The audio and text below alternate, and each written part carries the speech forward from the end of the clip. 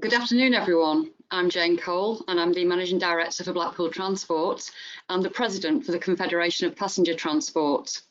And welcome to today's panel-based webinar tackling the questions of enhanced partnerships or franchise under the government's national bus strategy. Just some housekeeping to bear in mind before we start. Today's event is being recorded. Afterwards, it will be shown on the social media platform of Landor Links, the live YouTube channel. If you'd like to ask a question of the panel, then please put it into the question box and I will endeavour to put your question to the panel. We have 90 minutes, but if we don't get a chance to answer your question, all the email addresses will be up there, so you can actually take it offline and converse with the panellists outside of this webinar. Today, we've got an expert lineup of speakers who will be given the opportunity to provide some introductory comments.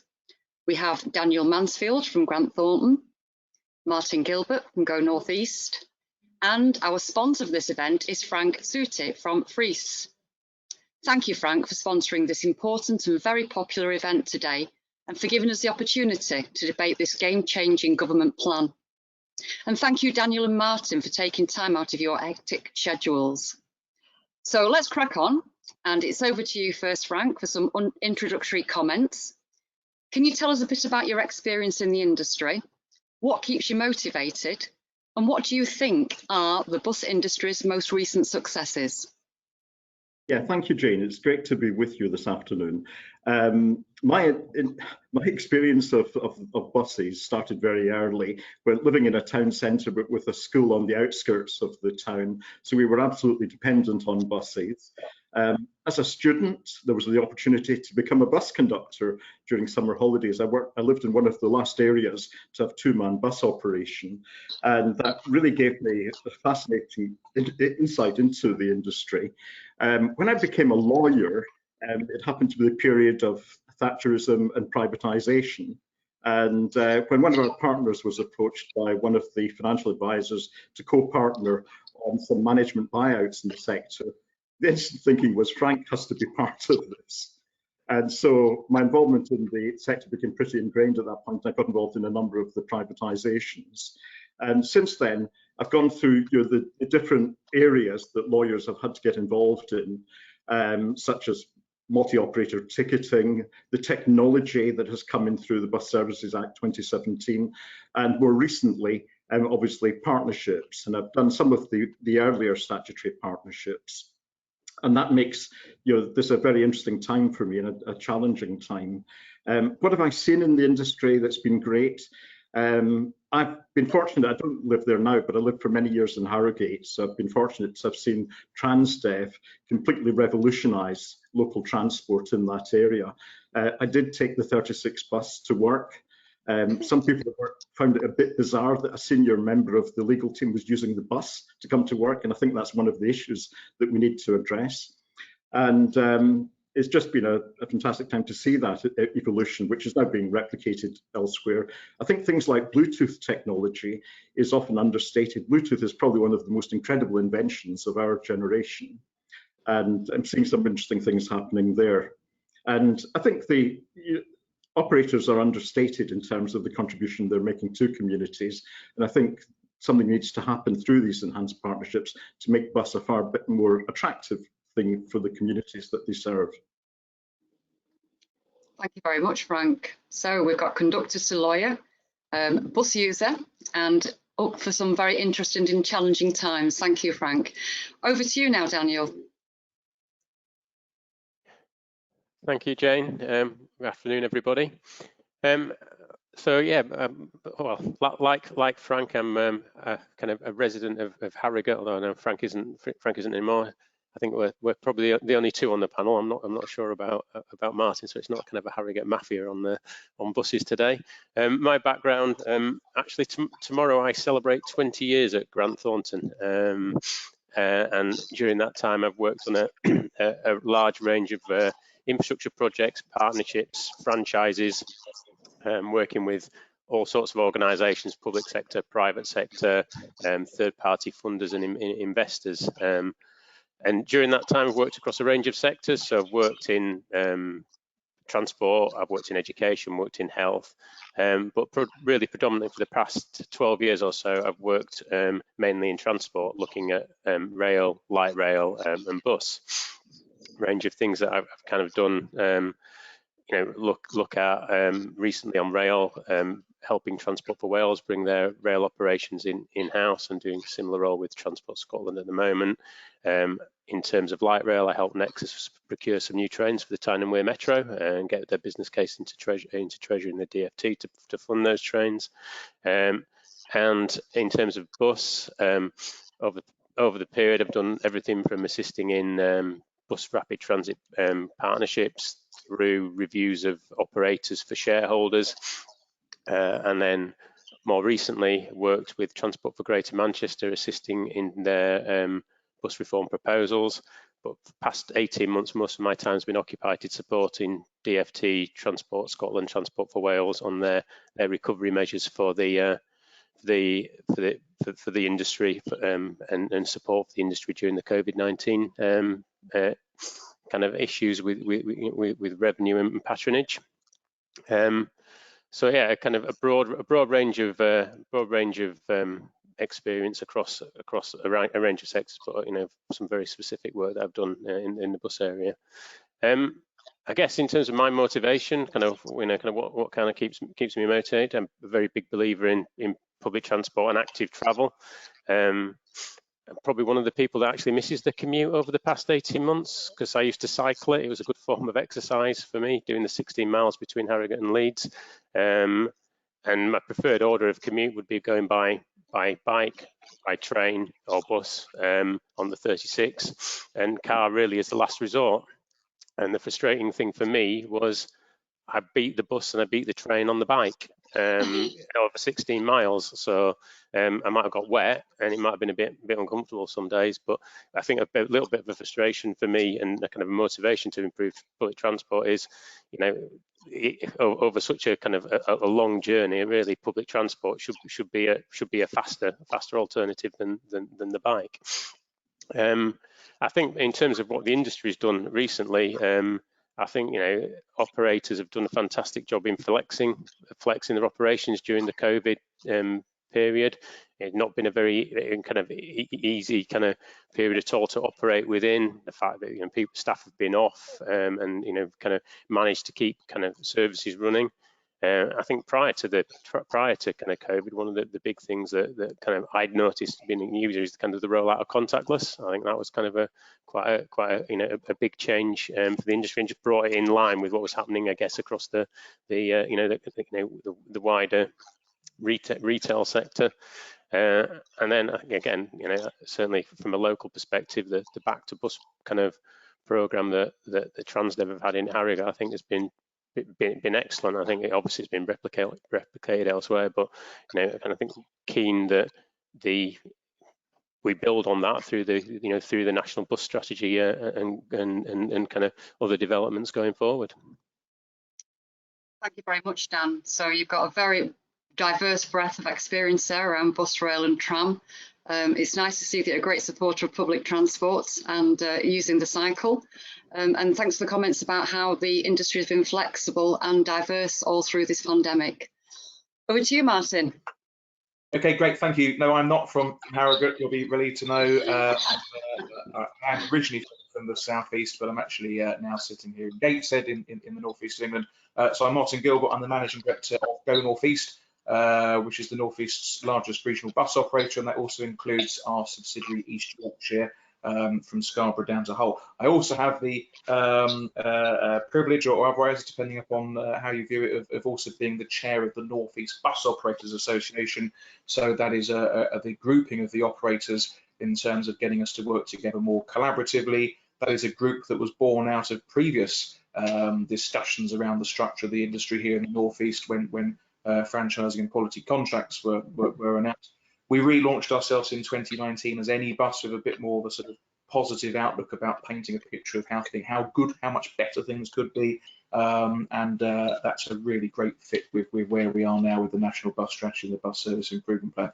I've been in the industry for 21 years. I joined Go North East 3 and a bit years ago, having previously been the chief exec of Reading Buses, a council-owned municipal company.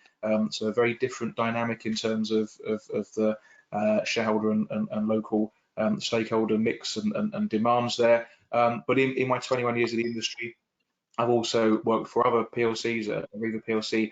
I've spent 5 years in rail, and I've also worked for a number of smaller independent operators. So probably quite a unique experience across different parts of the sector, both in terms of public and private and small and large and bus and rail. But I'm most passionate and enthusiastic about bus, and that's why I'm here today and delighted to take part in things. And in terms of the two sort of following questions about what motivates me and then what I think the industry's biggest recent achievements are, very much echoing Dan's points in terms of achievements, which is I think the industry's demonstrated a deeper ability to collaborate during the pandemic, far greater focus on the real needs of users, rapidly changing needs of users, and working in greater partnership with local authorities, which I think has been a good sort of foundations to build from the bus service improvement plan.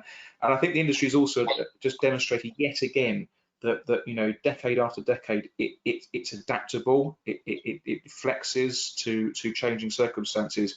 We can't forget some of the very big changes that the industry's had to adapt to over recent years. The PSVAR accessibility regulations, a huge shift in terms of the type of vehicle and means of operation and the maintenance regimes and, you know, different seating layouts and capacities, and a big call on capital investment, which the industry has adapted to and dealt with and complied with well ahead of statutory timescales.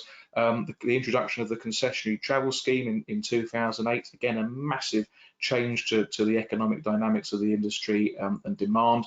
But again, the industry's dusted itself down and adapted to that. More recently, we've seen some of the changes of payment technologies, contactless bank cards and apps, and of course now the pandemic. And then in terms of what motivates me, it is our people. It is our people both as colleagues and as customers. We obsess a lot about the equipment and how we present it and the information and the infrastructure, but actually this is a people business, both in terms of internally our colleagues who make it happen and what we're ultimately here for, which is our customers. So that's me. Thank you. Thanks very much, Martin. Massive collaborative working coming out there. Also, you've got experience of municipal and working for a group, which will be great for this discussion, and how you put the customer and your people at the centre of all your thinking. So thank you for that. I'm going to stay with you, Martin, for a moment for my next question, and that is to talk about the Bus Back Better strategy. So do you welcome it? And are there any aspects of the strategy that you think government may have got wrong? So we absolutely welcome it. I think it's really important to have something that all parties can get around and support to drive the recovery of all forms of public transport.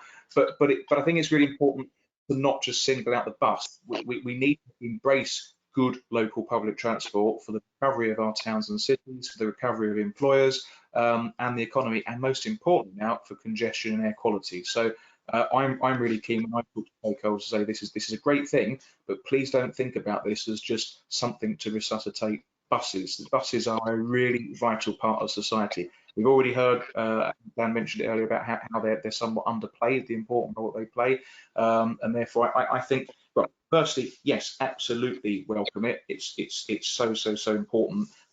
What is missing? Where could it be better? Well, I think that there's more to say and do on the important role that buses play and why everybody must get on board and support this. It's setting a very tall order. The timescales are very challenging. Now, particularly painful for us here in the North East, because I think we've probably got the largest and most complicated region to try and coordinate a BSIP with. We've got 5 metropolitan authorities and 2 non-metropolitan authorities, partly with a PT, partly not with a PT, and against a backdrop of previous franchising attempts, but we're now firmly working together in partnership. So the timescales are a very big challenge.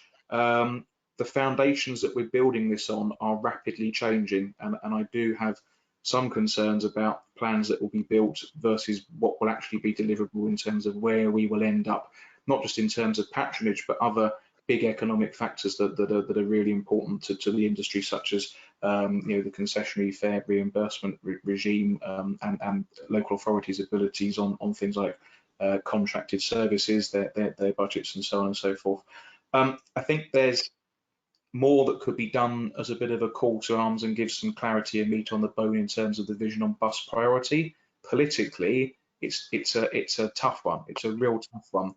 And I'm aware of some BSIPs, thankfully not here in the North East, that at the moment are on track to have 0 bus priority in them, which is not in the spirit of what the document and the guidance asks for.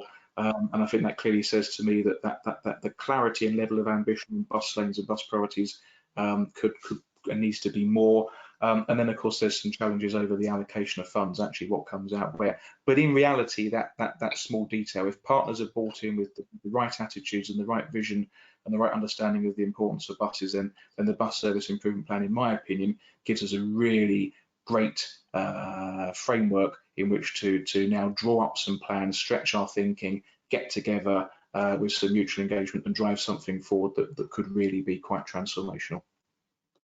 Excellent, thank you. Any other panel members got an opinion on this? No, Frank, sorry.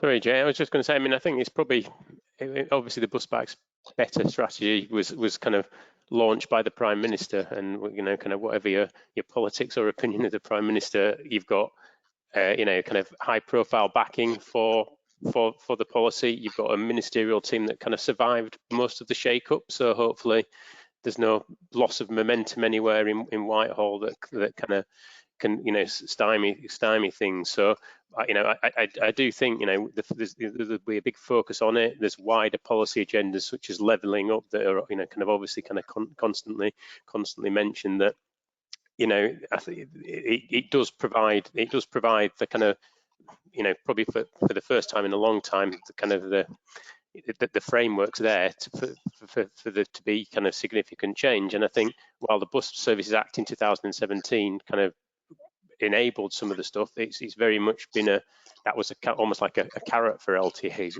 in many ways. It's almost like now this is almost it's reversing. It's almost like a bit of a stick. You need to do a partnership, and you need to do that. So the political will and the political support essentially for it is there, and I think that's been relatively unusual over the past 20 or so years. Thank you. Yeah. So Frank, can I just bring you in then, because obviously with your experience on enhanced partnerships, the model and the further development of it, is there anything there that you think you've not seen previously that should be in there? Well, I think it's to answer the question in a different way. I think it's about what's now going to be in enhanced partnerships that weren't in the voluntary and the statutory partnerships of the past. In one sense, it's a pity that we have to have legislation in an environment where previously, and Martijn has talked about this, collaboration between bus operators, which to some extent restricted by competition law, but only just. So to a lot of extent, there's collaboration between bus operators. And so you have lots of evidence of voluntary partnerships. A pity perhaps to have the requirement for statutory partnerships, but it does bring local authorities into the agenda of sorting out and finding solutions for the problems that we have in local transport at the present time in a way that we've obviously got to welcome. How have partnerships changed as a result of what's now called enhanced partnerships? The experience I've had in the past has been very much a targeting of problems and very much macro focused on particular issues. It could be Birmingham, which had problems with the vast number of buses that were converging on the city centre in a rather chaotic way. And so Birmingham used a partnership to control the buses coming into the city centre to make it a bit less chaotic. It could be Manchester with, I think it was the A601, if I've got my geography right, where there was some other transport developments and therefore the encouragement of that route, but also dealing with the problems of Oxford Road. So it's a common denominator with Birmingham. But you also had work on partnerships in in more rural areas where you've got smaller towns and connecting the smaller towns together so that people could get to major hospitals, for example. So partnerships in the past of a statutory nature have all been about solving individual problems. And what we now have with enhanced partnerships that I think we've now got to welcome is that it's less about the pinch points and the difficulties that are maybe causing the politicians some difficulty, I can put it that way, but it's more about the whole area, the entire area. And I think it's interesting also to look at the mix of local transport authorities that we've got. County councils are always a transport authority, but we've got unitary authorities as well, and they're being encouraged to work within the county council together on an enhanced partnership. And that means that rural areas, for example, are now going to receive attention in the way that they weren't when it was all about Birmingham city centre, it was all about Oxford Road. All of that has to be, I think, recognised as a valuable thing. The concern I've got about any kind of statutory partnership is that it's always based on law. So there's going to be professional fees associated with it. There's risk of judicial review from the smaller operators if they're not given a fair involvement in the process, and not just a fair involvement, but an economically viable involvement in the process, which is perhaps something we should be talking about as well on the webinar. So yes, there's definitely some positives about enhanced partnerships and things that we'll see in the future that we've not seen in the past. I hope I didn't dodge your question entirely there, Jane. I think that was a different way. Not at all. No, that's absolutely fine. So on that then, just sort of bring in Daniel, let's have a little talk about here and the timescales and funding. The scheme plan comes up and running by the 31st of March 2022. Do you think that the timescales can be achieved? And what obstacles do you see that might be there to stop us achieving that date? I mean, I think as Martin's already alluded to, there's a lot of hard work that's going to have to be done by LTAs and operators to put those kind of partnerships in place by that time. I know that the DFT's kind of facilitated and procured like a panel of support that can help LTAs in terms of progressing those forward for those that kind of need further assistance. But I think there is a heck of a lot of work to do in a short timescale, in 6 months. And what's that going to be against the backdrop of let's hope there's not going to be any more local lockdowns that operators and LTAs are going to have to firefight over the course of the winter. We've already had panic buying of fuel and other things that could have knock-on effects for the industry, and obviously kind of anything either lockdown, whether there's a lockdown or not, the industry is kind of still battling the fact that you're going to have pockets of high transmission rates, and that's going to impact on driver and other resources. So, there are other issues that will have to be overcome, as well as the timetable itself to get the partnerships up and running. And I think to a certain degree, and again Martin alluded to it in his comments, it will depend on the complexity of the partnership. So if it's multiple LTAs, if it's multiple operators that are involved in it, that's obviously going to be a lot more complicated than one which is obviously much simpler in structure, i.e. one LTA potentially and just a couple of operators. So yeah, I think they're all going to be critical factors that will impact on that. I think maybe just bridging to your question on funding, I think one of the things is what BSIP should do, and they've got to be done within the next month, haven't they? By the end of October, I think, or is it the end of October? They've got to be kind of produced. The BSIPs. They're kind of setting out the long-term vision, but we've got 3 years of funding guaranteed in terms of the 3 billion that was announced. But there's very little known about how that funding is going to be kind of broken down. So your BSIP and your plan can be for the longer term ambitions, but what you're going to be able to look at and deliver in the shorter term might be kind of even more critical, because the industry is still recovering from COVID back in in March. We have not got anywhere near to the patronage levels that we had prior to then. So I think a key issue is going to be looking at what the funding is post 1st of April next year. And I was just having to think about it, obviously in preparation for this call. You know, you've got £3 billion over 3 years, theoretically £1 billion per year. We don't really know how it's been allocated between capital and revenue. There's a comprehensive spending review coming up, and you know, not unfeasible that DfT might be asked to take a haircut on some of its projects by Treasury. Other questions I've got, I'm not 100% sure on. The Zebra funding of 120 million, does that come out of the 3 billion pot, or is it additional to it? Also, the BRG funding that's coming through, is that, you know, 220 million to bridge between now and April? Is that kind of in there as well? Because quite quickly you could see quite a lot of that funding has already been allocated, and then there's no clear allocation mechanism for how local authorities will have that money divvied up. So will it be on a per head basis? Will it be on a network size basis?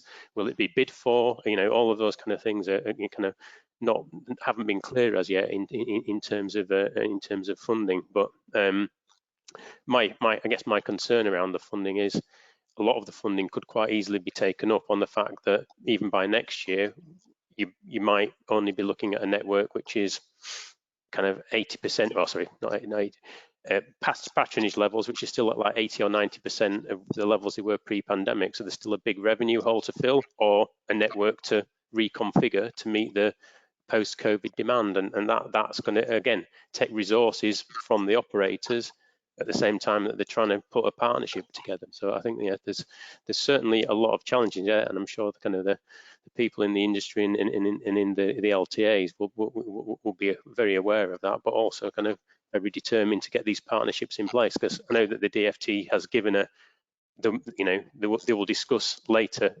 development of partnerships or signature of partnerships on a case-by-case basis. I think they have given the option for them to be delayed, but kind of everybody's focus, I'm sure, will be on delivering for the end of March next year.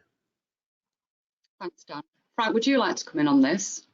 Yes, yeah. I think coming back to timetable, there's a word that appears in the guidance for enhanced partnerships, and it's pace. We've got to work at pace. We've got to get this done very quickly.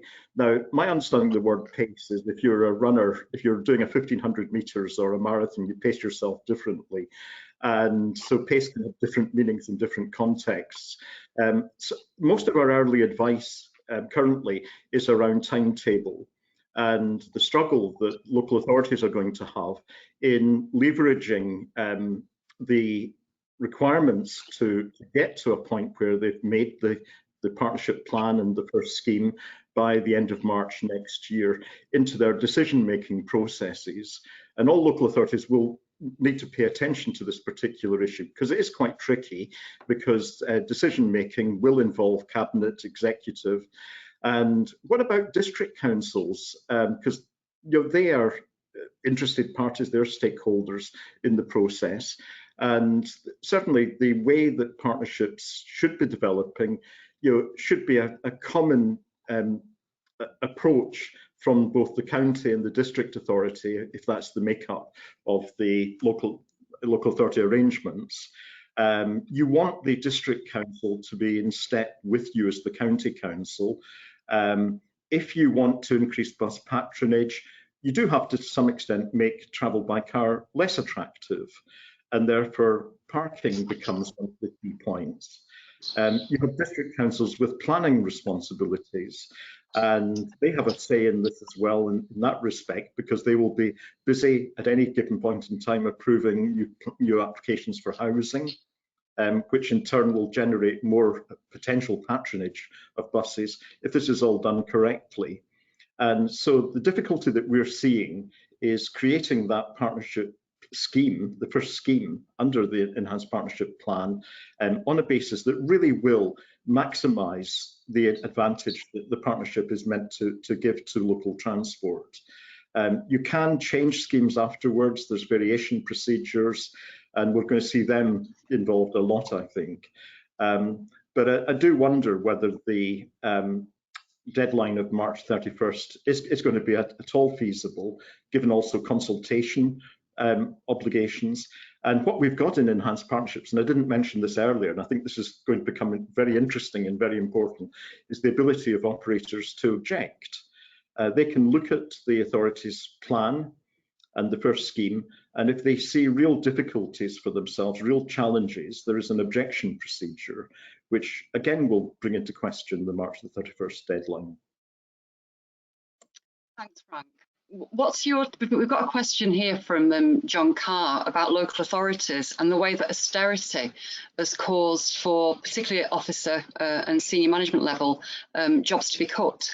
So how are we going to, be assured that there are people within local authorities that have got the management team transport knowledge to actually enable these processes to be put in place timely and with the right level of input from local authorities?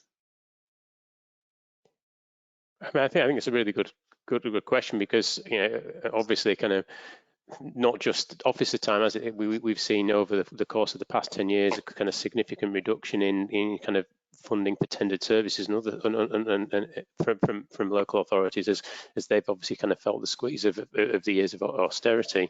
And I think there is it's fine kind of the DFT kind of providing kind of consultant support to the LTAs, or even LTAs that have kind of directly procured that kind of support themselves. But you need the local, as you say, the local buy-in and the kind of wherewithal to get it through the kind of internal political process that Frank's outlined. And if you don't have those resources, then that is going to be a struggle. So I do appreciate there is a big challenge there, but I kind of, ultimately it will be for kind of the local authorities to have this as a high enough priority that they give the resources that are required to put the effective partnerships in place. Thanks very much, Dan. There's a question here for you, Martin, which really links in with integrated transport. So Roger French is asking, how do we get back to an integrated system with through ticketing, regardless of which modes of transport is being used? What's your thoughts on that? I think there's a whole question about the interdependencies of the bus service improvement plan and the national bus strategy with other policies as well. We're already starting to see a few conflicts of some things that are being asked by local authorities on walking and cycling, for example, but I'm conscious that's not answering Roger's question. I still talk about the integrated transport white paper, which I think is about 15 years old now, which seemed like a wonderful vision document, but nothing ever seemed to happen with it. We have the benefit here in the North East of being in a metropolitan area with a PTE whose resources a coordinating body is actually now being taken up a level into what is called Transport North East and giving a bit more of a regional focus on things. And we have a multi-operator ticketing scheme that includes the metro and local rail services. I'm not advocating another layer of governance or structure in this, but the concept of multi-operator ticketing teams that have traditionally been seen in metropolitan areas, I think, is a way of delivering this. One of my biggest frustrations during my entire time in this industry has been lack of integration, but not because there isn't a will on the part of bus operators. We actually need a lot of this to come.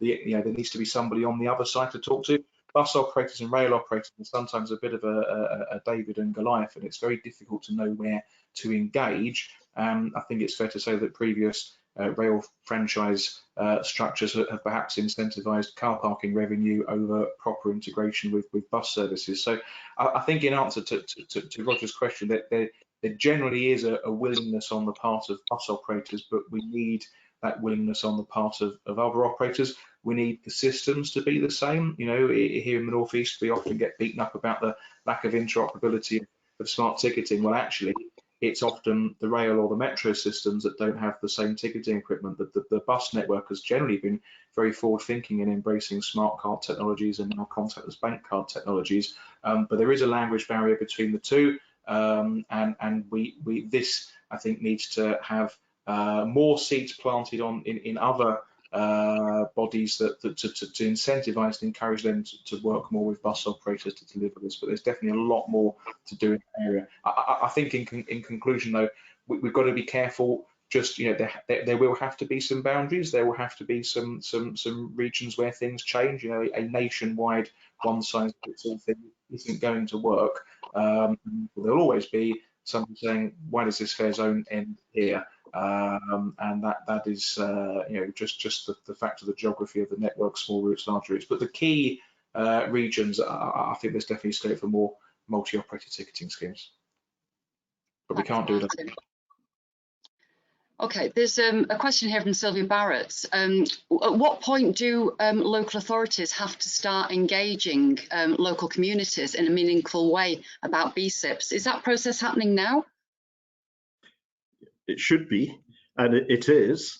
In all of the authorities I'm aware of are engaging in exercises. They're careful not to call it consultation. The consultation step is later in the process, but a lot of information has to be gathered to make sense of the BSIP process. And so there's a range of stakeholders that are being consulted with. And certainly if there's areas that aren't doing that just now, then they're certainly going to be making judgments that, you know, perhaps will be questioned by some of the stakeholders at a later stage. Again, it comes back to timetable. You know, it's better to anticipate now what problems there could be further down the line with this, with your strategy that comes out of the BSIP. And it's quite interesting also, just on that, to say that operators are being encouraged through the guidance for enhanced partnerships to shout now about their expectations, their aspirations. And I think the department is, through that guidance, trying to say, don't actually object, don't use the objection process, actually speak up now about what you want to see, what your ambitions are, what your aspirations are, so that they can be included in the BSIP. So lots of discussion should be going on just now, and I think in most authorities is going on. Thanks, Frank. There is a concern here from Richard Delahoy, and this is about local authorities actually being consulted on plans that, you know, people want to see around bus priority and what needs to improve. But then when it gets through to office level and then to member level, you know, people are not going to make the very difficult decisions that are needed to make radical changes because it doesn't fit into the budget, or it doesn't fit into the portfolio of the actual councillor themselves. I mean, how can we overcome that? I can give an example from the northeast that you know, certainly our starting point is to think big and think bold and put big bold schemes into the BSIP, and then when we know that we've got the support and the funding to do some of this stuff, then we can go on that journey. But in the first instance, it's almost a case of saying, if you could do anything anywhere to make buses better, what would it be? That's got to be the starting point. I think if we constrain thinking with you know, very real challenges, absolutely, but we're never going to move things on. We're always going to find the reason not to do things and not move things on. So I think certainly what we've tried to do working with local authorities here in the northeast is to say, yeah, forget all that. What's the right thing to do? And if we had unlimited budgets, what would you do? And then balance it back from that. But actually, there's a challenge here, isn't there? Because, you know, we might not get those parts of one's BSIP might not be successful, and therefore you could be wasting a lot of time, effort, and energy and upsetting people unintentionally if the schemes are never going to be delivered. So I think there's a bit of a chicken and egg. First of all, think big, put bold visions in, see what comes out from the BSIP. Then there's a need to go through that process, but it does need to be supported with some politicians or some politics that is going to be prepared to make some big and bold decisions. And the BSIP guidance, you know, on highway matters is very clear in saying that you know, there needs to be I'm trying to find the words here, but there must be significant increases in bus priority, and there is a line in there about difficult decisions and saying yes, you know, difficult decisions or commitments may be needed by both operators and LTAs. So you know, the words are there, but I know that's easier said than done. Yeah, I think also, Martin, the point you raise is right. You know, in order for this to be transformational, you've got to shoot for the stars, haven't you, in terms of what you want to do. But there's going to be a point where you're going to need a very good governance of that partnership, where you have to make decisions that one operator, one authority might not like, and because it benefits another one more than another, and you've got to have that kind of structure in place that kind of manages expectations and manages the kind of ambition and delivery of the projects and things that need to be delivered through it. That's very true. Alistair Aiken's made a very good point here. It's about parking, car parking. So how are we going to be sure then that through BSIPs and the Enhanced Bus Partnership, we're going to get local authorities to really take seriously the fact that car park revenue isn't as important as the planet, and the fact that we need to migrate people onto public transport? Anyone want to come in on that? Yeah, it's a case of winning hearts and minds on that particular issue, Jane. As I said in my part, working collaboratively between authorities is going to be really important going forward. And yes, it follows, if you want to increase bus patronage, then obviously fewer people will be travelling by car. That's the way it's going to work. And how authorities go about that, it is going to be a case of convincing those, as you say, that treat revenue from car parking as the biggest thing for them. They've got to realise that's not a helpful way of actually helping. We want to focus more on rural areas, getting people into towns, but trying not to use cars. Things like that have really got to somehow get to the fore in the thinking of the local authorities involved. It's difficult though, isn't it? I mean, kind of with car parking, I know you've had instances where authorities kind of discount the parking or rule it out on a Saturday or a Sunday because they want more people to come into the town centres, and they take the view that the car, the way to do it is to make it easy for people to come in the car. There are also authorities that maybe have invested in extensively in the kind of in the town centres as well, and there's an interest, inherent interest in them increasing football so they don't lose lettings and things from all of the kind of if it's shopping centres or retail developments they've invested in, to make sure that they do kind of keep the footfall up and keep the tenants there. So it is a difficult dynamic, but again, it's, as you say, it's the hearts and minds. It's kind of winning over the fact that there's more than one way to get to these places, and it's not necessarily the car. That's the main thing. And I think, building on Frank's point, the economic factor is really important. Budgets are squeezed. Car park revenues are a sizable income stream for many local authorities, just despite them giving it away for free in some areas. And I'm not, I mentioned at the start about how, where could the bus strategy and the BSIP guidance be improved is to really make that point even clearer on highways. And I feel like I've just eaten my own words by reading word for word from the guidance, because it is very bold and visionary in there, but still that hasn't got through to people.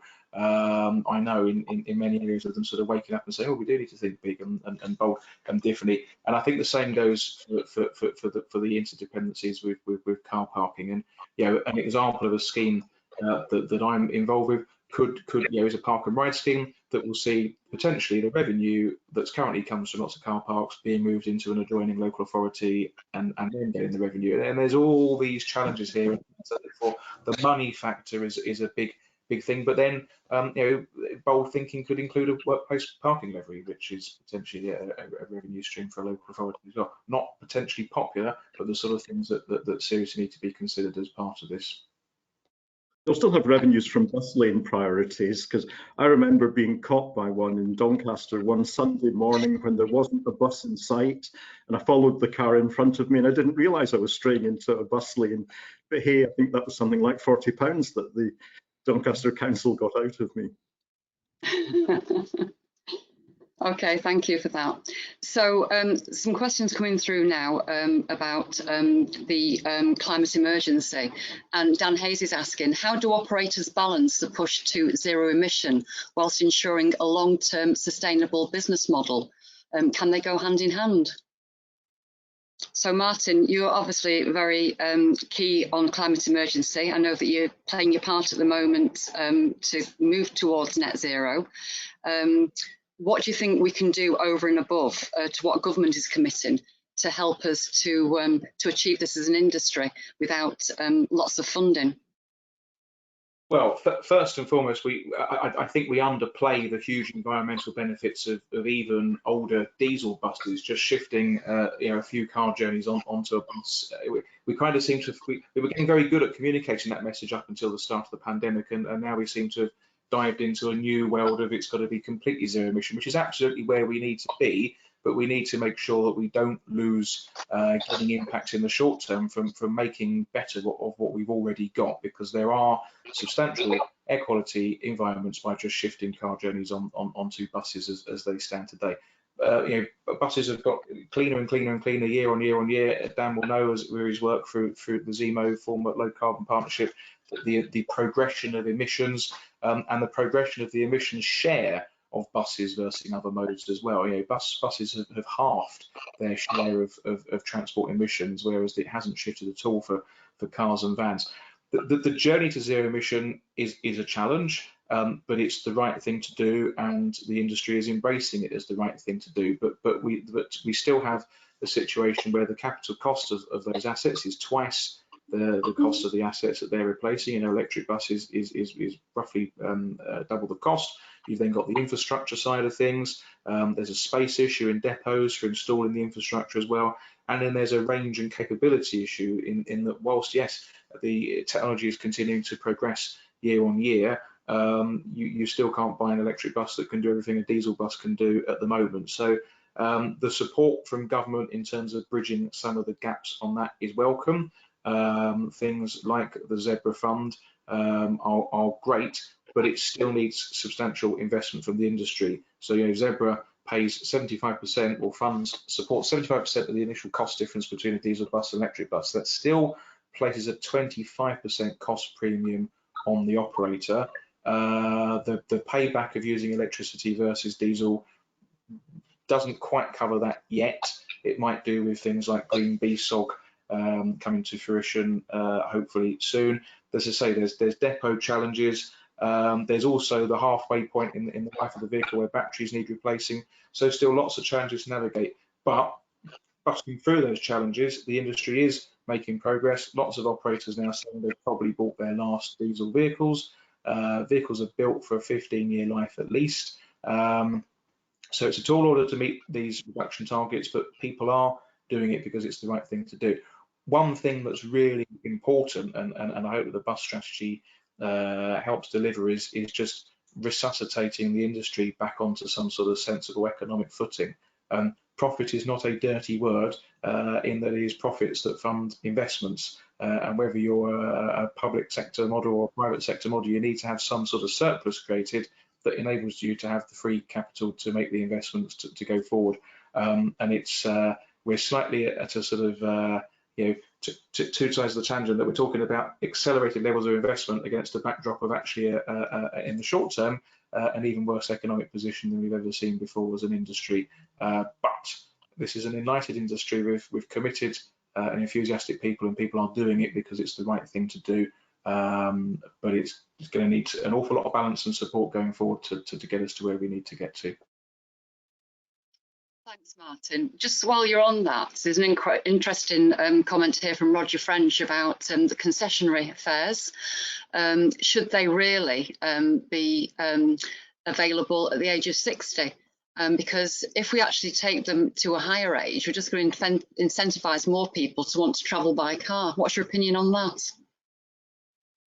I mean, the whole concept of concessionary fares is becoming a very emotive topic again, as it did when it was first introduced. Lots of people like to call it a subsidy, but of course it is the mass purchase of a commodity. It would be the same going into a supermarket and having regulation that says all loaves of bread, whatever their size and whatever their quality, must be made available for the same bulk purchase price. Except that, of course, it is an important revenue stream to the industry, and it's a revenue stream that hasn't bounced back to the same level as commercial fare paying revenue. And when I say bounce back, we're still at about 75% of pre-pandemic revenues. Concessionary fares are more like 60%, and of course that is something that's given away for free. So if we're not getting people back on board through that, there's all sorts of factors, internet shopping, people's comfort of keenness or comfort in terms of travelling around in the current environment. In terms of the question, changing the eligibility, I'm not an economist, but I would want to have an economist piece of work done. If we up the age, what percentage do we think might convert into fair payers? What does that do economically? Is this a way to grow the market? There's big challenges ahead on concessional fares funding. Local authority budgets are going to be squeezed. Metropolitan areas have got the challenges of metro systems that they've got to try and get back on their own 2 feet economically as well. I feel like a cop-out in saying I don't know. I honestly don't know. I would like bigger and greater economic minds to. It's a question I would like answered to. Okay, Dan, do you have an opinion on this? I was actually just going to, if I can just rewind back to the investment point, and just obviously kind of Martin's highlighted that there's obviously a kind of a big cost associated with EVs relative to kind of existing, for want of a better term, technology, and obviously Martin sits within one of the big group of operators which have got significant bulk, I imagine, purchasing ability, because they have quite sizable fleets that they're going to need to renew over a long period of time across the country. We can't forget that the industry is also made up of a lot of smaller operators that don't have that bulk purchasing, that don't have that ability, and for them an investment in EV, the charging and everything is going to be a massive investment for them to have to make. So is that, I know Zebra's great, it's going to help start roll out kind of EVs across certain areas, and we're going to get Coventry, I think, is the first EV city that's going to be totally electrified. But I think future iterations of the support have got to be kind of cognizant of the fact that proportionately they're an even bigger challenge for smaller operators, I think. And then again, you look at the other end of the scale, kind of there's the whole Stagecoach NX discussion, which is kind of obviously talking about those two groups coming together, which will create a kind of a big organisation. And again, Martin, I'm sure as a PLC, there's lots of ESG kind of requirements that will be put on your business. So there'll be lots of pressure that will be put and applied to the bus sector to deliver the investment. I think the question is, it's got to be paid for somehow, and that's going to be off the back of revenue, and that's from passengers, and that's what we need to, one, get back to the levels we were at before, and then we need to get them up from the levels that we were before, which again is getting to the point we were talking about kind of previously, which is kind of reducing our dependence on the car. Thank you very much, Dan. Okay, anything from you, Frank, on that? Well, I think, if my recollection's right, I saw something in Bus Back Better about expectations, or hopes rather, of reductions in fares to make bus more attractive.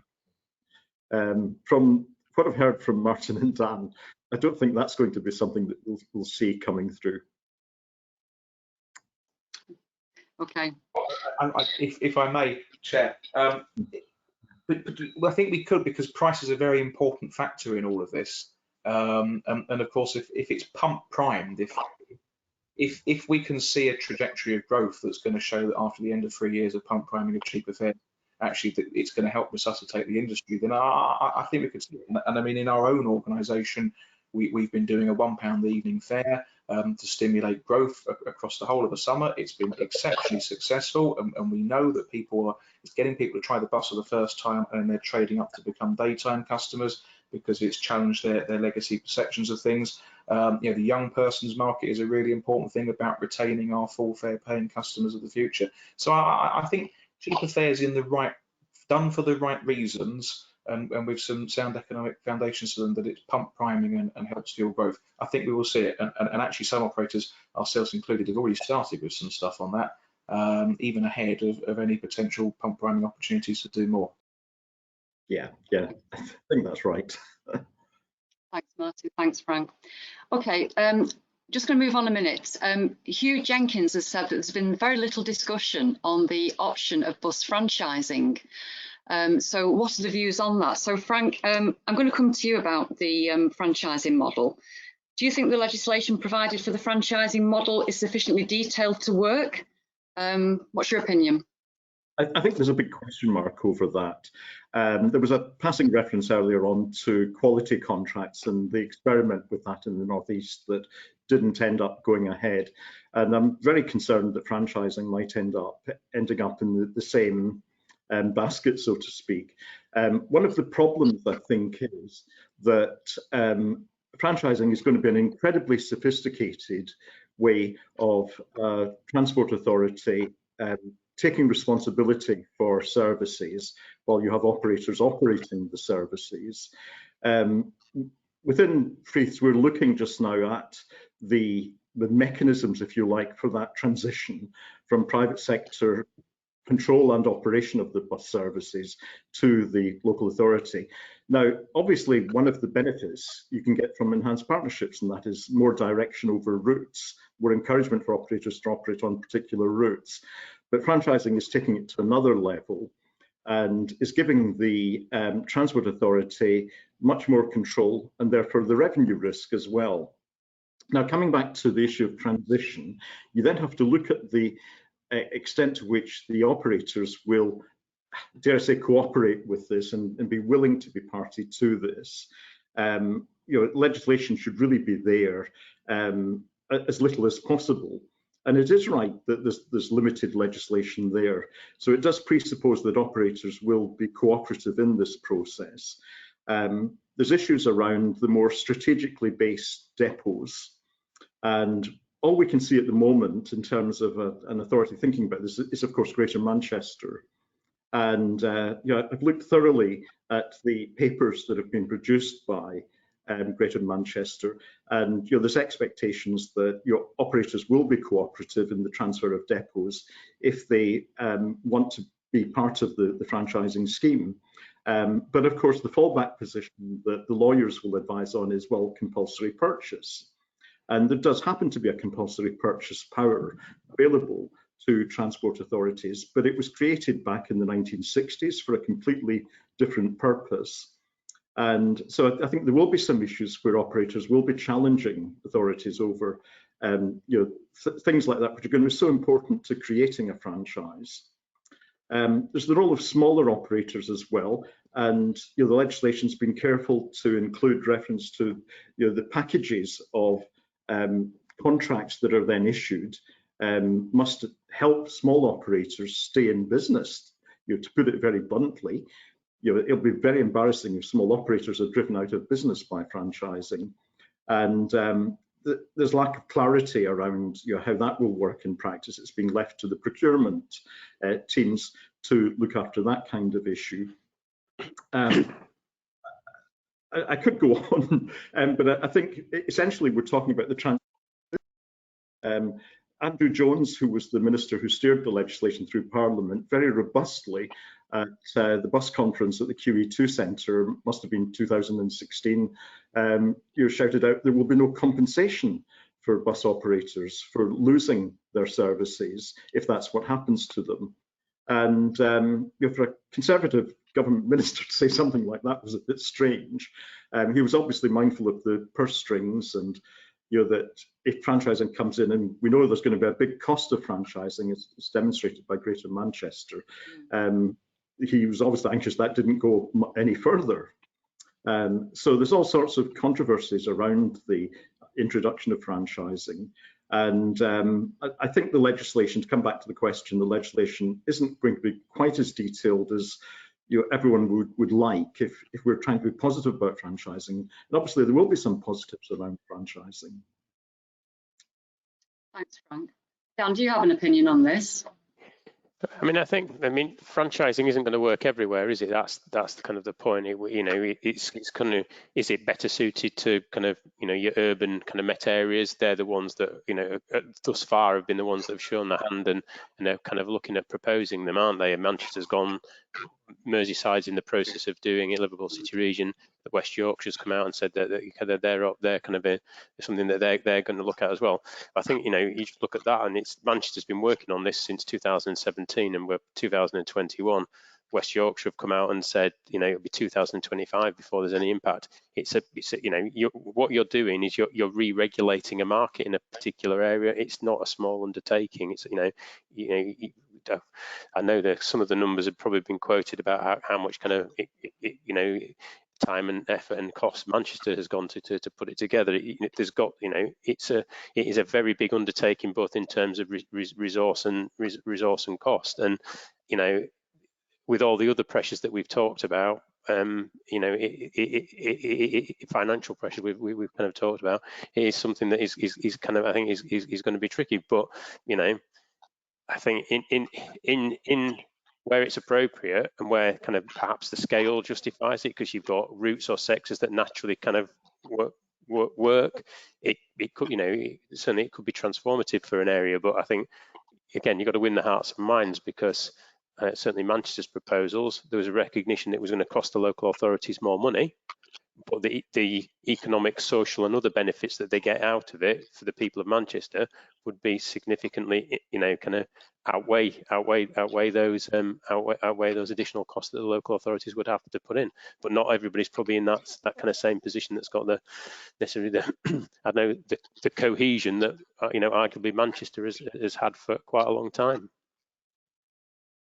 Thanks very much. Martin, did you want to say something on franchising? Yeah, I would say, I think the most important thing in the context of all of this is to focus on outcomes for bus passengers, both existing and new users, and outcomes for our towns, cities and wider communities. And that I do fear that sometimes franchising can be a bit of a sort of religion in terms of how it's held by some, and I'm often keen to challenge people to say, okay, but what outcomes would you like? Because I believe that the bus strategy gives us a golden opportunity to work together like never before to actually focus on delivering those outcomes, and that's what we should be really focusing on, not the actual mechanism down to this level of detail of how we get there. I was for 4 years the chief executive of a council-owned organisation in Reading Buses, and there wasn't anything that we achieved there that I believe can't be achieved in a commercial and partnership type arrangement by people just working together, talking, and having some alignment on some of the things like policies and planning committees, and talking positively about things. Is all too often buses are talked down, and actually there's a lot of positives there around investment and the standard of service and so on and so forth. But of course the big thing with a franchise is, if you've got the money behind something, you can have whatever you want, quite frankly. And I think that's the potential that people might see as a franchise being something different and game changing, but at what cost? The commercial industry is very, very efficient, and we must remember that there is still a business and profit even in a franchising world, and a need for capital investment. So I think that working together in partnership is more efficient. We can actually focus properly on the outcomes and do things faster and more efficiently, but it needs that will to work together and get beyond the model of delivery and actually talk about the outcomes for the real people that matter, our users and our community. Yeah, and if I can add to that, we've got a number of local authority participants on this webinar, and one thing they'll relate to is decision-making processes within local authorities have got to be very carefully managed and options appraised. And I have noticed that 1 or 2 elected mayors have, very, very determinedly said they will move to franchising. I sit here in Leeds, and I know that in a paper West Yorkshire has published, and there's a reference to looking to move to franchising after the first year of enhanced partnerships. In other words, let's have an enhanced partnership for a year. Let's see the outcomes that Martin is talking about. And if we're not happy with the outcomes, let's then move on to franchising.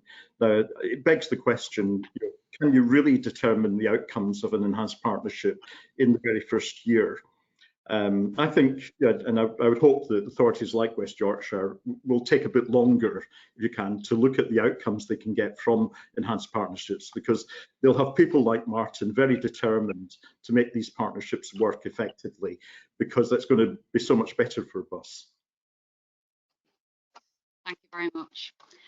Okay, I'm going to move on now to our people in the industry. So we're really well recognised for having a great reputation for recruitment and people development within the bus industry.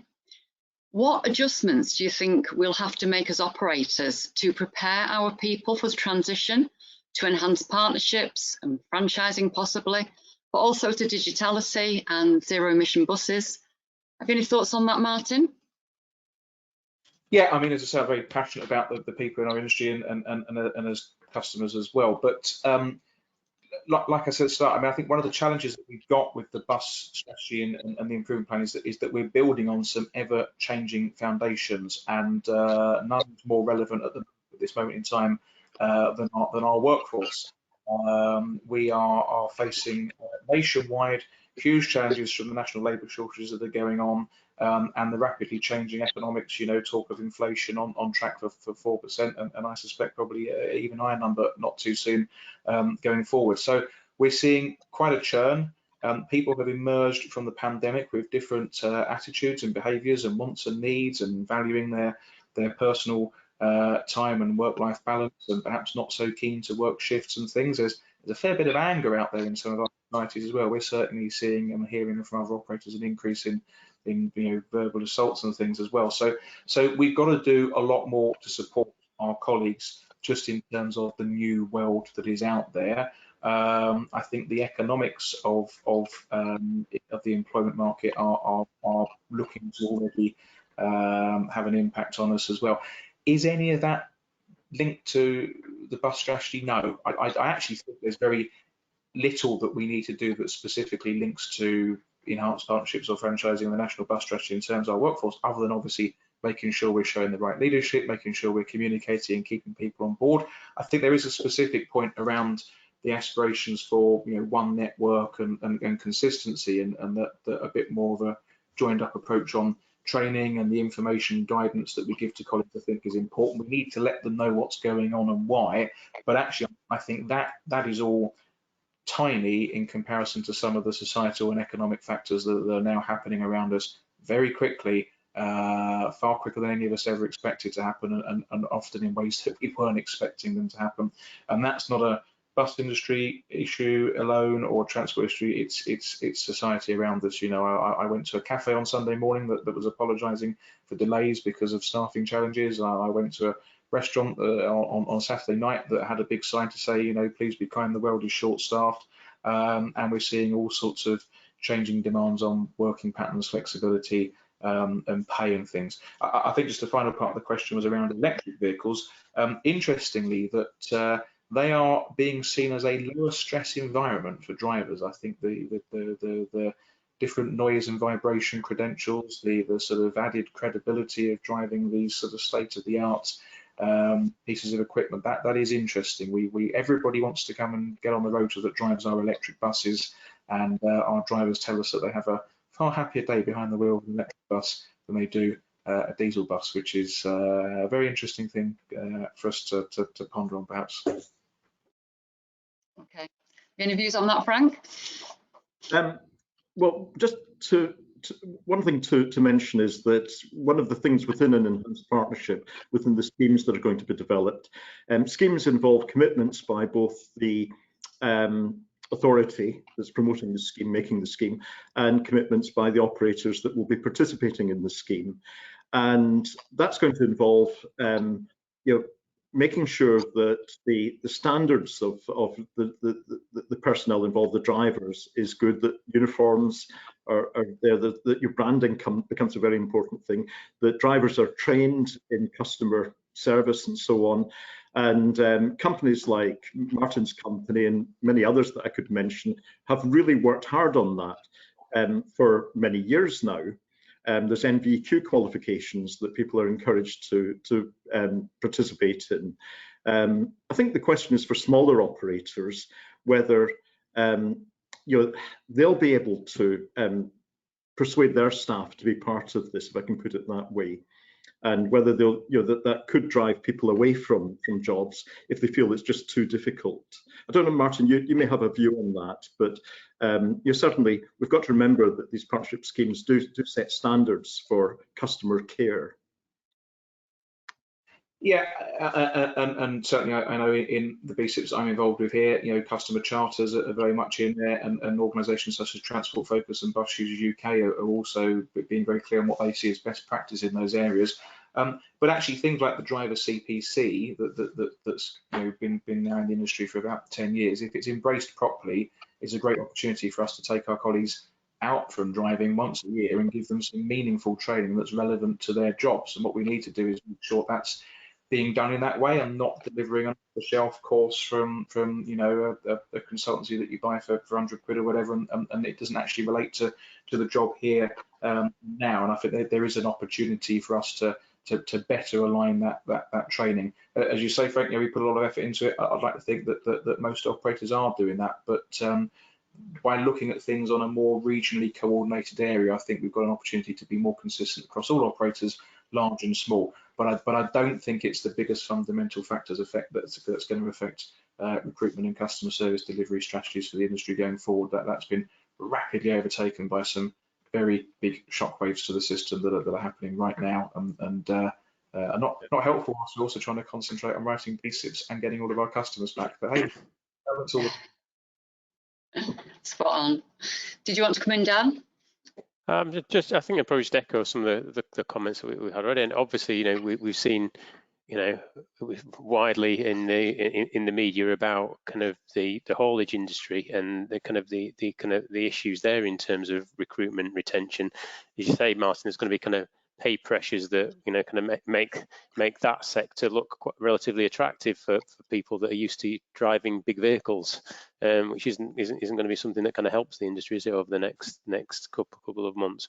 And it is one thing I think that Bus Back Better strategy wasn't particularly clear on, or, you know, didn't have a particular focus on, is kind of the sector as having a kind of career path and a kind of, kind of wider focus on that. And, you know, kind of maybe one of the areas that it kind of did miss out on in terms of what could be done nationally, I suppose, to kind of help promote that. Thanks very much indeed. Okay, I'm just going to take a step back now, because we've got a question here from Keith Homer, which wasn't covered under franchising, Frank. So I'm just going to read you what Keith is saying. He's asking, by franchising, do local authorities interpret this as something like Transport for London? So contracts to fulfil with the authority owning the patronage risk, or more the original passenger train franchises, which were in reality concessions with the service provider owning the patronage risk in return for a stream of subsidy payments over the term of the franchise. Have you any thoughts on that? Yeah, that's a great question. It is, yeah. Yes, and because the model in London is regularly used as the justification for including franchising as an option for LTAs going forward. And you know, it's a big question at the moment whether they should be taking risk in terms of fare box revenues. Quite how that translates or equates to rail is too big a question for me to cope with. I think in this session I would want to think a bit more about that, because I was involved in rail privatisation as well, so I've got an understanding of that model as well. But I think the interesting thing that this question raises is the fact that it happens in London, and so therefore it can happen in the provinces as well, and that it takes us back to the processes of transition from the existing model to a model that would be the equivalent of London. And of course, the point that many commentators will point out is that London was never privatised. The model that is in London was the model that was introduced during the Thatcher era of privatisation, because it was recognised that London was a complex area, a complex network of services, and it couldn't be unbundled in the way that the regions were. So maybe Dan can give a better answer on the comparison between rail and bus, because I know he's heavily involved in both. But my take on this is just to be careful about the treating London as equivalent to what we will see in the provinces. Yeah, Dan is very keen to come in here. Yeah. I think I agree, Frank. You know, London's a different model. If you lived 15 miles outside of London and you wanted to go shopping in the West End, you'd never consider getting a car to go and drive there, like you would be potentially to go into one of our metropolitan centres. So it's different in that everything is geared, you know, getting around in London is really geared around kind of public transport, and so the bus integrates well into that network. And I think the other big factor is the fact that the mayor controls kind of the revenue from the underground. There's lots of other financial and policy levers that they have at their disposal that are able to fund that and treat bus as a big, as a small part of a much bigger pot. There isn't the same level of control or resources that kind of other cities have to anywhere near the same extent that they're able to do to support bus franchising in the way that has been the case in London. And I guess part of the reason why bus has been seen so successful over the past 15 to 20 years with all the investment that's kind of gone in there. So yeah, it's not a panacea, I don't think, for kind of the rest of the country, and that's for particular for particular historic and other kind of funding reasons. I think, sorry, like you, I'd probably need a bit more time to kind of link it back to the kind of the rail position, but kind of certainly what you move to in kind of, or what the government is now moving to in terms of the heavy rail network, is very much a concession style model, which is what TfL has, rather than a franchising model. So management contracts where the national rail contracts and the future contracts in the rail sector will be very much like the bus franchises. There'll be particular outputs that you'll be asked to do for a cost. Government will take revenue risk like TfL takes revenue risk, and there will be performance metrics that you are expected to hit, with the expectation that operators target a lower profit than they would have done under the revenue risk transfer model. Though there weren't that many rail operators that ever achieved the margins they anticipated under the revenue risk model. There were lots of them, especially over the past 5 years or so, that were chipping a lot of money into UK government coffers from the parental guarantees that they had to put up for those franchises. So I think the bus model, or the franchising model going forward, is perhaps a little bit more like the rail model will be going forward from here. Great, thank you. There's one thing here that Anna Dunn has just brought to my attention earlier on that we've not really covered, and that's rural areas. Which model is really going to suit people in rural areas to start getting sustainable bus service, to stop them having to use their cars, or to have better access to facilities? What's your thoughts on that, Dan? I mean, I think the government's pushing quite extensively the demand responsive transport solution, isn't it? So that's kind of one area I think Martijn may be better placed to me to talk about how operators have found kind of commercial, inverted commas, DRT. I don't think they've been necessarily as successful as they were hoped to be, but I know the government's pumping a lot of money into the kind of the rural mobility fund for kind of DRT purposes, and maybe that is kind of the kind of one way that it could be doing. County councils do spend a lot of money on services as it is in terms of tendered services to keep the networks that they have going. So I do think when it ultimately all these things will kind of likely come back to the money side of things. But yeah, I think whether or not would franchising be of a significant scale in a rural area to kind of justify the kind of costs of developing it, because it would take a long time probably to get those costs to pay back for the LTA, or is partnership probably the better way forward? I think I would probably err on the side of the latter rather than the former, I think. What's your thoughts, Martijn? Yeah, I commercial DRT, well, the answer is there is no such thing as a commercial DRT. They all need some form of support because the economics just don't work. You're running something that's broadly at large cost bus. Large bus cost is a tiny bit less than large cost bus because the bus is smaller, but it's still a public service vehicle, and spreading them over a large area doesn't get up the occupancy, and so all too often DRT schemes will have 1 or 2 people, 3 people at best riding per journey, and so to still a phrase from and I believe he's on this session, but the much respected John Carr, who in answer to your question about resources, well, one of the answers might be to bring you out of retirement, John. But we need to make sure that we have car-sized solutions to car-sized problems, and I like that, and I've said that lots since I heard John say it a year ago, because huge buses aren't necessarily the answer to some of these challenges. DRT schemes can help connect large rural communities, but they cost money. They are never going to stand on their own 2 feet commercially, and the sort of money that they cost, my challenge would be, what sort of a fixed bus service could you have for the same amount of money? If you're going to chuck £1 million at a DRT scheme, what level of fixed timetable services that actually might be more usable by more people, because you only have a certain number of DRT vehicles. What we haven't seen is a DRT over a smaller area. I'm quite keen to see some trials of things like feeders.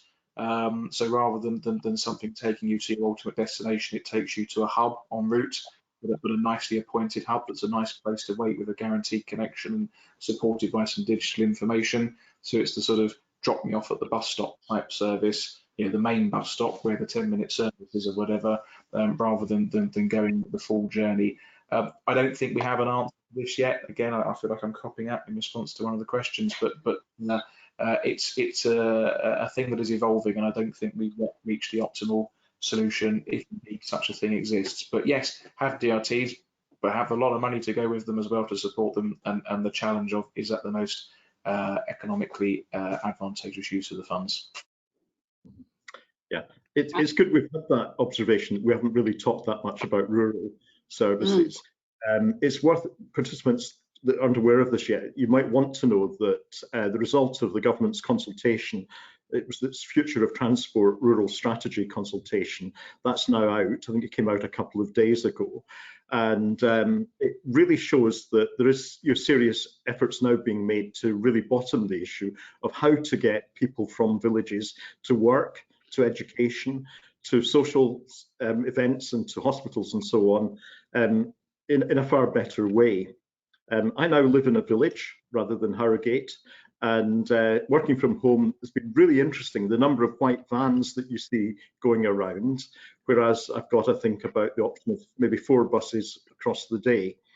And the way that we treat the packages and parcels that we want, and the way we get people around, maybe there should be more thinking about joining things up there. There's reference in the consultation response document to hubs for Amazon packages, for example.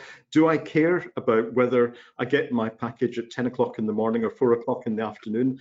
I only ordered it the previous day. I don't care that much.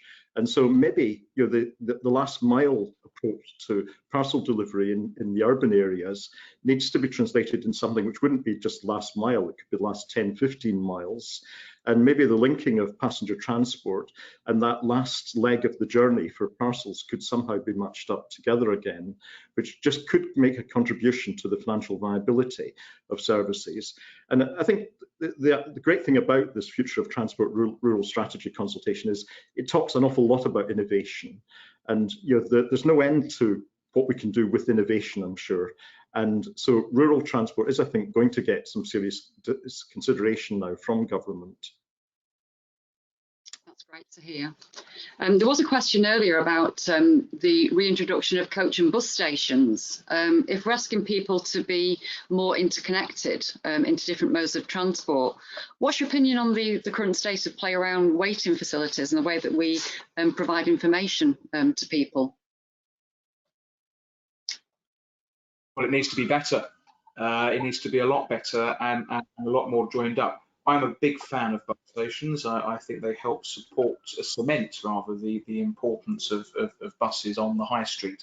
Having a bus station on your local high street, or a notable collection of bus stops at some sort of hub, I think just says, yeah, buses are good. Buses are an important part of our local economy, and rather than have them sort of pushed out onto the fringes or down dirty back alleys. So all in favour of more of them. Local authorities have got a tough job in terms of budget constraints, in terms of responding to the sheer number of changes that there have been through the pandemic. But actually, it is often the case that bus operators don't necessarily have the ability to even post timetable information at those. I think the industry is pretty good at marketing itself, but it can't always market itself in all of those angles. So I hope that the bus strategy will give us an opportunity to work in better collaboration, move on from some of the sort of PTE information only approaches and actually start marketing things as well, and give this the right level of resource so that the job can be done properly with timely information, not just basic information, but onward travel maps and proper signage. There's a whole piece on integration, and my big acid test of anywhere is to be able to walk off a train and find how to navigate the bus network.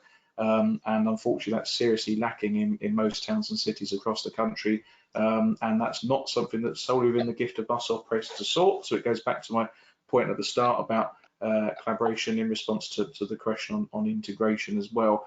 And real-time information, the stark contrast between the bus industry and the rail, so the bus sector and the rail industry, is that the rail industry has just completed something called the National Station Improvement Plan, NSIP, that set out a commitment to deliver CIS, so digital customer information systems, at every railway station the length and breadth of the country, recognising that even in the world of apps and websites, that screen on a station gives a huge degree of reassurance to customers about what's actually happening live on the ground. And yet that's against a backdrop of many local authority real-time systems in bus stops being turned off, not being replaced when they fail, etc., etc., and a worrying increasing reliance on digital channels that actually not all of our customers are able to access. And even if they can, they need the hook, the platform, the directions to get there, and that comes from perhaps some of the more traditional means of communicating with them. So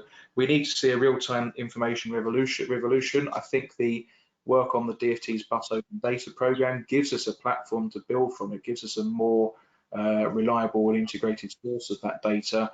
We need to be bidding in BSIPs to get the latest generation kit into bus stops, and we need to be thinking bigger and bolder on bus stations as well, and then the information that goes into both of those. Thanks, Martin. That's a great answer, because it goes back to what you started with around BSIPs, in that, be ambitious, dictate what does success look like and start working back, because we can't, have time or politics being a fact that's going to stop us being, full of innovation as far as this enhanced partnership scheme is concerned.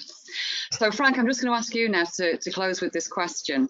So let's look forward 5 years, and we're living in this world now, the enhanced partnership and franchise world. We're on our way to clean energy.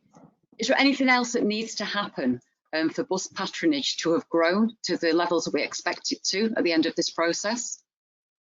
I think it will happen, and not for reasons that we've covered us all in this event. We've touched on this to a certain extent, but I think we're becoming more responsible about our planet, and we've got to remember that there are generations coming up through schools, education, colleges, into work, and people will have a better understanding now about the impact they will have by owning cars. And so I think what we will see in 5 years' time, whether we have effective partnerships or franchises or not, is definitely more demand for public transport and more responsibility amongst communities about the ways of getting around. We have to help people. Accordingly, the next 5 years will be a critical period to get things right. The innovation that I talked about a few minutes ago, it's going to be really important that that comes through. There's concepts now such as mobility as a service, where you mix and match transport. You put into your app, I'm here, I want to go there, what's the best way of doing it? And if the app knows you've got a bike, if it was me, it would be an electric bike, and there's a bus service that can actually take that bike when I'm given up and I want to take advantage of the bus service to get into the city, say.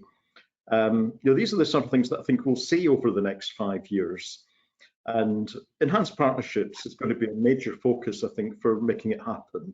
And franchising, if franchising does take off as well, particularly in urban areas, likewise. Excellent, thank you. What a great note to finish on. I'd like to say a huge thank you to everybody who's joined us today. And in particular, thank you to our panellists, Martin, Dan and Frank. And thank you, Landau, for giving us the ability to be able to host this. Thank you, everybody.